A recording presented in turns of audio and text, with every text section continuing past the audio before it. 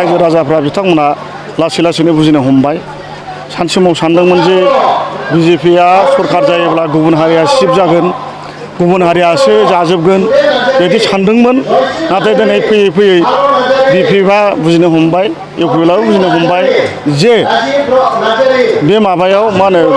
6 schedule काउन्सिलाव गुबुन हारिया सिब जानो गोहो गैया बे लिरनायाव गैखाया बे बर' हारियानो सिब जागोन गुबुन हारियाखौनो बाव सिब जाया बेखौ दिनै रायजो राजा बिथांमोना बुजिनो हाबाय सिगाङाव मा खालामदोंमोन रायजो राजाफोरखौ मिसलिड खालामदोंमोन आरो माखासे लिडारफ्रा बिजेपिआव मानो हाबनांगौ बिजेपिआव हाबोब्लाथ' सरकार जायोब्ला हारसायासो सिब जागोन गुबुन हारिफ्रासो जाजोबगोन बेबादि बासनखौ होयै होयै गला खालामनानै दोन्दोंमोन नाथाय बे गला दिनैहाय बिसोर खालामनो हायाखै बुजिनो हाबाय ओंखायनो दिनै बिपिएफनि बयबो लैहोर लैहोर मानसिफ्रा दिनै जोंजों जयनिं जाफैदों आरो माने बयबो जयनिं जाफैदों गोसो जानानैनो हिन्जाव हौवा सिख्ला सेंग्रा बोराय बेन्थ' बयबो जाफैदों बेनिखायनो आं जोबोद गोजोननाय मोनदों दतमा ओनसोलाव थारमाने दतमा समस्तियाव माने बिजेपिनि देरहानायखौ दिनैनो हमदांनो हायो जे जोङो देरहागोन रायजो राजाफोरनि थाखाय बिजेपि सरकारा माबायदि खामानि मावनाय जोंथ' बिराद मोजां दा जोंथ' सरकार गैया जाहैबाय दा बिटिसिआवथ'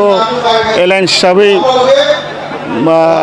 इउपिएलआबो मावगासिनो दं अनसाय बिथांखि गियानि सोरां बायदिसिना हाबि जाबि गोबां मावगासिनो दं दा बिजेपि सरकार हिसाबै जोंहा सिमसारा आवगायाव बुंदोंमोन 1 लाख साख्रि होगोन बे 1 लाख होखांजोबखाबाय आरो बावैसोनि उनावनो बिथाङा आरो 50,000 होबावगोन आरो बिथां गोबां 26 लाख मानसिनो बिथाङा अरुण'दय फर्म होखांबाय दा निजुत मयना जोंना स्टार्ट जासिगोन जाय मानसिया मेट्रिक फरायनाय बे 10,000